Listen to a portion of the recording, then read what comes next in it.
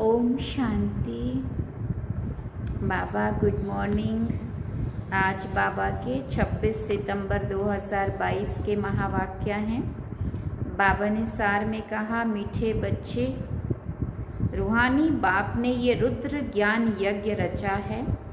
इस यज्ञ के रक्षक तुम ब्राह्मण हो। तुम गायन लायक बनते हो, इसलिए लेकिन अपनी पूजा नहीं करा सकते हो। तुम गायन लायक बनते हो लेकिन अपनी पूजा नहीं करा सकते हो। बाबा ने प्रश्न पूछा, तुम बच्चों में ज्ञान की जब पराकाष्ठा हो जाएगी तो उस समय की स्थिति क्या होगी? तो बाबा ने उत्तर में कहा, उस समय तुम्हारी स्थिति अचल अडोल होगी। किसी भी प्रकार के माया के तूफान हिला नहीं सकेंगे। तुम्हारी कर्मातीत अवस्था हो जाएगी। अभी तक ज्ञान की पूरी पराकाष्ठा ना होने के कारण माया के तूफान स्वप्न आदि आते हैं। ये युद्ध का मैदान है। नई नई आशाएं प्रकट हो जाएंगी, परंतु तुम्हें इनसे डरना नहीं है।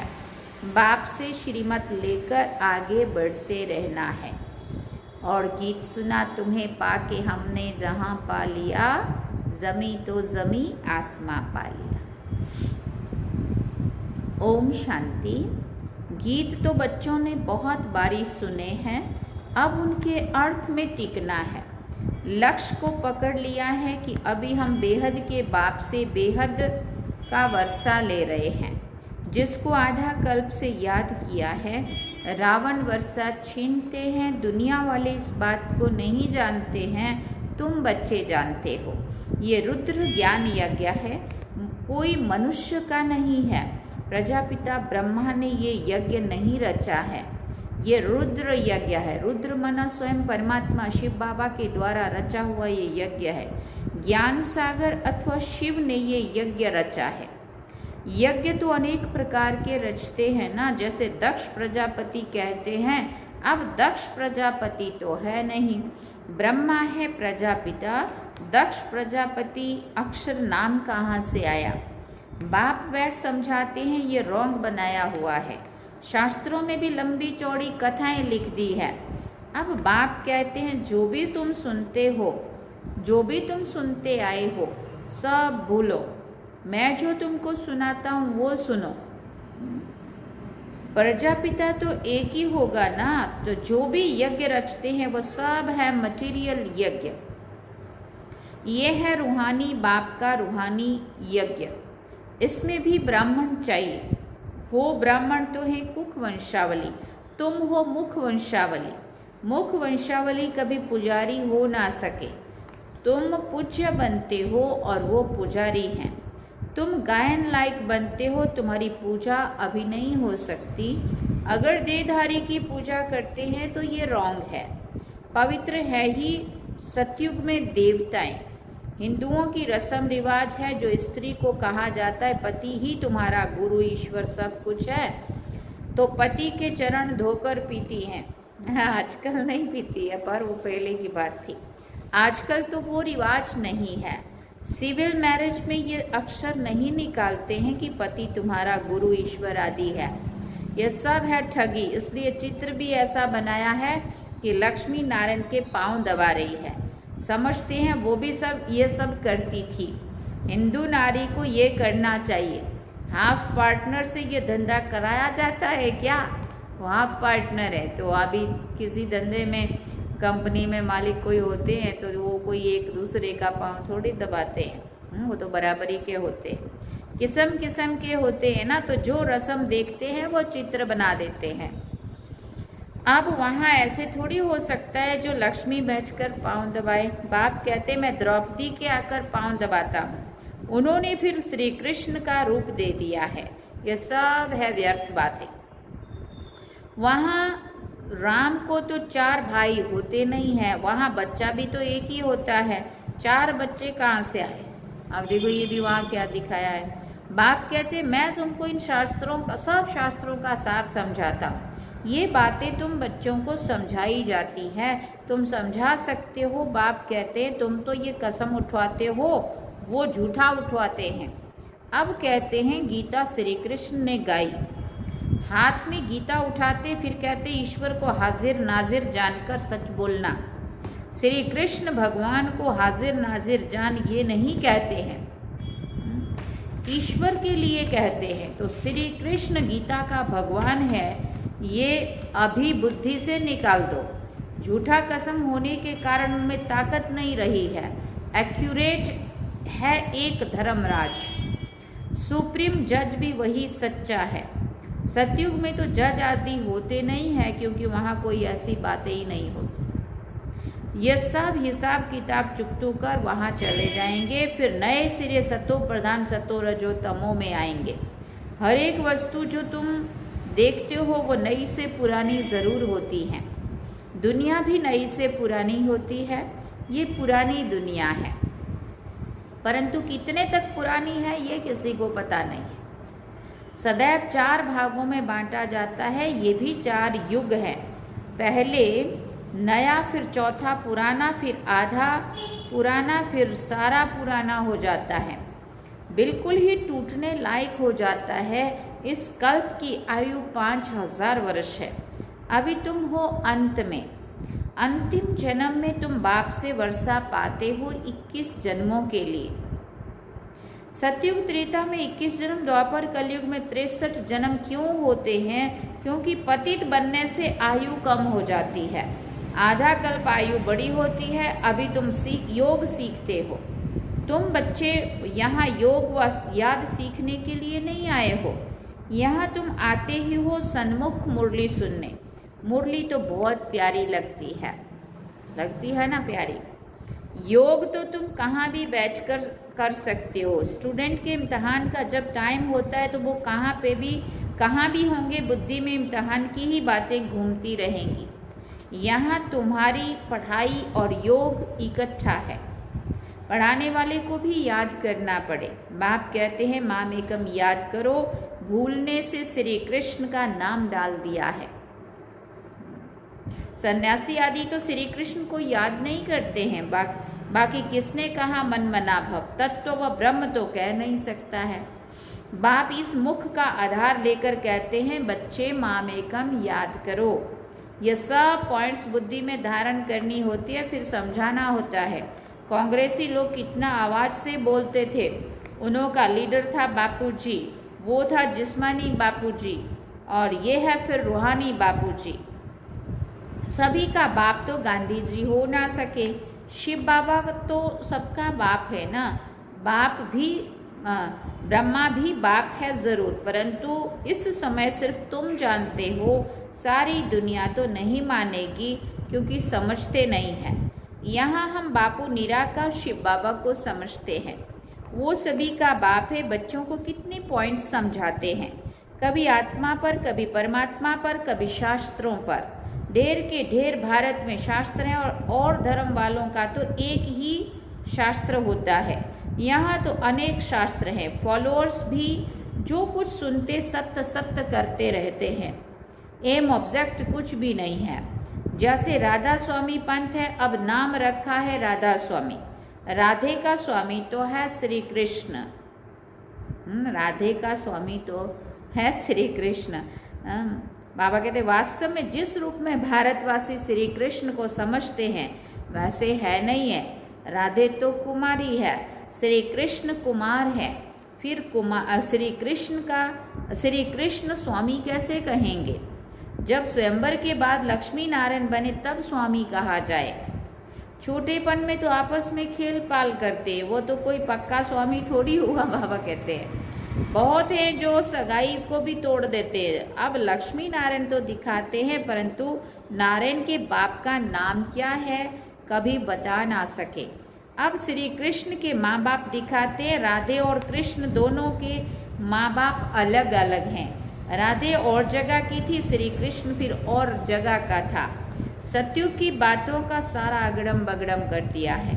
लक्ष्मी नारायण का माँ बाप का नाम कहाँ है, नारायण का बर्थ कहाँ है, ये भी कोई नहीं जानते कि राधे कृष्ण ही फिर लक्ष्मी नारायण बनते हैं। बाप कहते हैं भक्ति मार्ग की कितनी बड़ी सामग्री है। ज्ञान में तो सिर्फ बीज को जानना होता है, बीज के ज्ञान से सारा झाड़ बुद्धि में आ जाता है। तुम जानते हो कि ऊंचते ऊंच भगवान है जो परम धाम में रहते हैं, वहाँ तो सभी आत्माएं रहती हैं। सूक्ष्म वतन में तो है सिर्फ ब्रह्मा विष्णु शंकर। ब्रह्मा और विष्णु तो पुनर्जन्म में आते हैं, बाकी शंकर नहीं आता है। जैसे शिव बाबा सूक्ष्म है वैसे शंकर भी सूक्ष्म है, तो उन्होंने फिर शिव शंकर को इकट्ठा कर दिया है। शंकर का भी नीचे का कोई रोल साकार में नहीं है और शिव बाबा का भी साकार नहीं है। शिव बाबा निराकार है और शंकर का आकारी रूप दिखाते, परंतु है तो अलग अलग ना।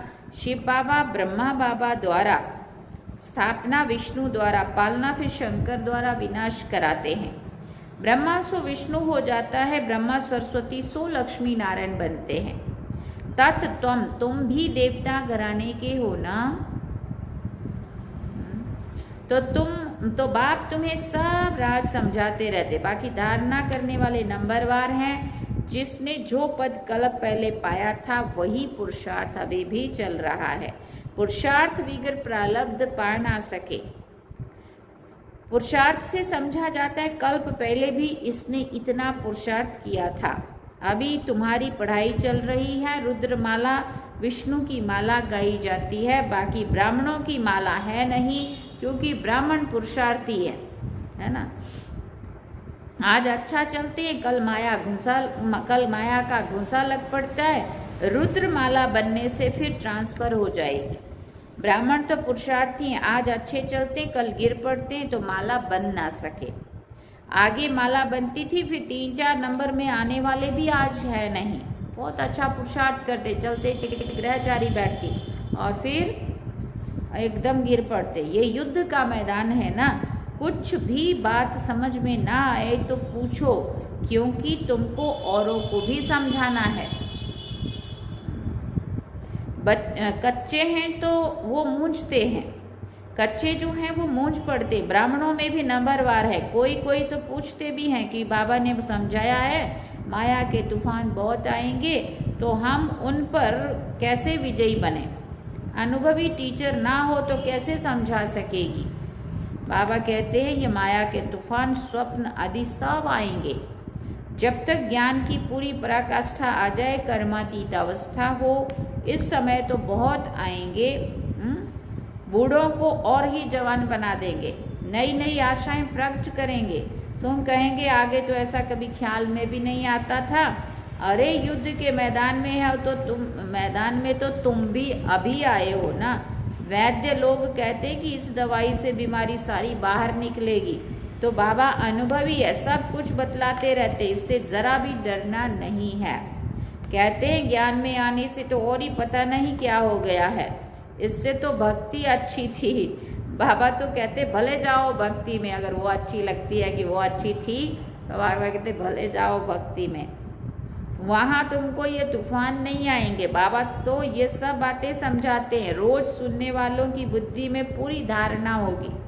मुख्य है ही नॉलेज से काम, फिर भले कहाँ भी जाओ मुरली तुमको मिलती रहेगी। मुरली पढ़ने की मिलिट्री में भी मना नहीं हो सकती। मिलिट्री को तो ऐसे थोड़ी कहेंगे कि बाइबल व ग्रंथ आदि नहीं पढ़ो, सब पढ़ते हैं। उन्हों के मंदिर भी होते हैं, तो मुरली कहाँ भी मिल सकती है, फिर भी तो लक्ष्य मिला हुआ है ना। मुख्य बात है ही बाप का परिचय देना। पहले तो निश्चय बैठे कि हमको पढ़ाने वाला नॉलेजफुल गॉडफादर है, तब तो और बातों को समझ सकेंगे ना। गॉडफादर कैसे आकर पढ़ाते हैं ये किसी को भी पता नहीं है। लिखा हुआ भी है भगवान उवाच, उनका नाम शिव है, परम आत्मा है ना। परम अर्थात सुप्रीम, परम धाम में तो सब रहते, आत्माओं में भी सुप्रीम पार्ट तो किसी का होगा ना। उनको क्रिएटर, डायरेक्टर, मुख्य एक्टर कहा जाता है। वो है रचयिता, करण करावनहार, फिर पार्टधारी भी है। इसमें आकर कितना पार्ट बजाते हैं जिससे भारत स्वर्ग बनता है। ऊंच से ऊंच बाप शिव बाबा आया, आकर क्या किया कुछ भी नहीं जानते हैं। कल्प की आयु ही लंबी कर दी है। बाप कहते हैं मुझे आना ही है कलयुग अंत और सतयुग आदि में। सतयुग में लक्ष्मी नारायण का राज्य था, पतित पावन दुनिया थी, हम सो पावन फिर हम सो पतित। चढ़ती कला उतरती कला कैसे होती है, अभी ये सब तुम्हारी बुद्धि में है। बाप कहते हैं बच्चे सबको बाप का परिचय देते रहो। बाप जब स्वर्ग का रचयिता है तो ज़रूर हमको स्वर्ग की बादशाही मिलनी चाहिए। भारत को थी, अब नहीं है, इसलिए भगवान को आना ही पड़ता है। भारत ही शिव बाबा का बर्थ प्लेस है। आकर तुमको स्वर्गवासी बनाया था, अब तुम भूल गए हो। भूल और अभूल का ये खेल है। इस नॉलेज को भूलने से फिर उतरती कला होती है। एक सेकंड में जीवन मुक्ति, चढ़ती कला। जीवन बंध में कितना समय लगा, ये बातें शास्त्रों में से थोड़ी है, जनक की बात है ना। बाप कहते हैं जो कुछ भी पढ़ा है वह सब भूल जाओ। बाप टीचर सतगुरु मैं ही हूँ। 21 जन्मों का तुमको वर्षा देता हूँ, फिर भी अहो मम माया तुम कब्रिस्तानी बना देती हो। शिव बाबा परिस्तानी बनाते हैं। माया बहुत बच्चों को धोखा देती है क्योंकि श्रीमत पर ठीक रीति नहीं चलते हैं। अच्छा, मीठे मीठे सिकिल दे बच्चों प्रति माता पिता बाप दादा का याद प्यार और गुड मॉर्निंग। रूहानी बाप की रूहानी बच्चों को नमस्ते। हम रूहानी बच्चों की रूहानी माता पिता बाप दादा को दिलवा जान सिकवा प्रेम से याद प्यार, गुड मॉर्निंग, नमस्ते, थैंक यू बाबा, शुक्रिया बाबा। अब धारणा के लिए मुख्य सार है। पहला पॉइंट, मुरली रोज जरूर पढ़नी है। माया के तूफानों से डरना नहीं है। किसी भी प्रकार के धोखे से बचने के लिए श्रीमत लेते रहना है। दूसरी पॉइंट, पढ़ाई और योग दोनों इकट्ठा है, इसलिए पढ़ाने वाले बाप को याद करना है। निश्चय बुद्धि बनना और बनाना है। बाप का ही परिचय सबको देना है। निश्चय बुद्धि बनना और बनाना है, बाप का परिचय सबको देना है। वरदान में बाबा ने कहा, अकाल तख्त पर बैठकर कर्मेंद्रियों से सदा श्रेष्ठ कर्म कराने वाले कर्म योगी भव। अकाल तख्त पर बैठकर कर्मेंद्रियों से सदा श्रेष्ठ कर्म कराने वाले कर्म योगी भव। फिर बाबा ने कहा, कर्म योगी वो है जो अकाल तख्त नशीन अर्थात स्वराज्य अधिकारी और बाप के वर्षे के राज्य भाग्य अधिकारी हैं। जो सदा अकाल तख्त पर बैठकर कर्म करते हैं उनके कर्म श्रेष्ठ होते हैं, क्योंकि सभी कर्मेंद्रियां लॉ और ऑर्डर पर रहती हैं। अगर कोई तख्त पर ठीक ना हो तो लॉ और ऑर्डर चल नहीं सकता। तो तख्त नशीन आत्मा सदा यथार्थ कर्म और यथार्थ कर्म का प्रत्यक्ष फल खाने वाली होती है। उसे खुशी भी मिलती है और उसे खुशी भी मिलती है तो शक्ति भी मिलती है। स्लोगन में बाबा ने कहा, ब्रह्मा बाप के प्यारे वो हैं जिनका ब्राह्मण कल्चर से प्यार है। ब्रह्मा बाप के प्यारे वो हैं जिन्हें ब्राह्मण कल्चर से प्यार है। ब्राह्मण कल्चर का प्यार तो समझते हैं ना। ब्राह्मण कल्चर क्या है? बाबा के द्वारा जितने भी नियम मर्यादाएं धारणाएं खान पान सब कुछ बाबा ने जो भी बनाया है वही ब्राह्मण कल्चर है। चाहे पूरी दिनचर्या देख लो, अमृत वेले आँख खुलने से लेके सोने तक, चाहे खान पान की बात ले लो, चाहे धारणाओं की बात ले लो, है ना।